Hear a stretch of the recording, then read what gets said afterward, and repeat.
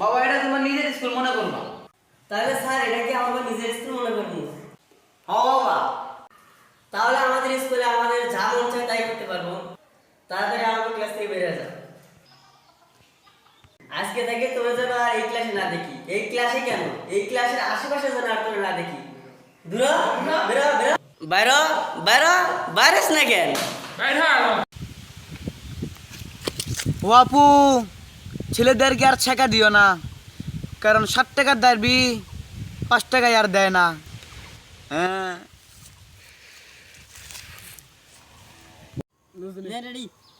পাগলা তিতা মিটা বোঝে না, ওই পাগলারে জিলাপি দিও না।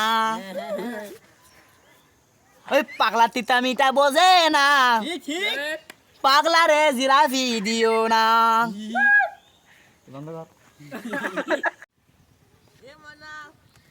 শুধু মেয়েরা মেকআপ করতে পারে, ছেলেরা পারে না। মেয়েকে মনে হয় ময়দা কম হয়েছে, তবে চন্দন সাবান কেন, চন্দন সাবান এই যে ছেলেরা সাবান কিনছে দেখছেন। লাগাই দেই, লাগা এটা চন্দন সাবান। খালি মেয়েরা মনে করতে মেকআপ করতে পারে, ছেলেরা পারে না। এই যে দেখো আমরা মাখতেছি মেকআপ। এখন আমাকে পিছনে লাইন মারো, লাইন লাইন।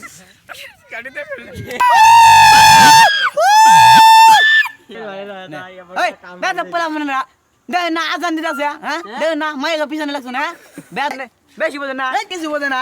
আজান দিতে যায় মায়া কার পিছনে লাগছে, বেটা পোলা ভাই একটা কেন দিছে মার।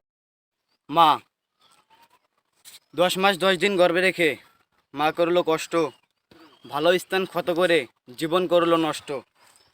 1 বছর বয়স থেকে বয়স যখন 7 তখনই দেখা যায় পরিবারের অভাব। বয়স যখন 12 লোকে বলো তুমি কি করো বা কোন ক্লাসেই পড়ো। বয়স যখন 15 বাবা বলে কাজের হাল ধরো। বয়স যখন 20 বাবা বলে আমি আর পারছি না, ভিসা পাসপোর্ট কেটে নিস। বয়স যখন বাংলার ছেলে বাংলাতেই জন্ম, বাংলাদেশেই বসবাস। ছেলেদের নাকি আবার পরিবার পরিজনকে রেখে যেতে হয় প্রবাস। কি বলবো ভাই দুঃখের কথা, ছেলেদের জীবনে সুখ বলে কিছু হয় না।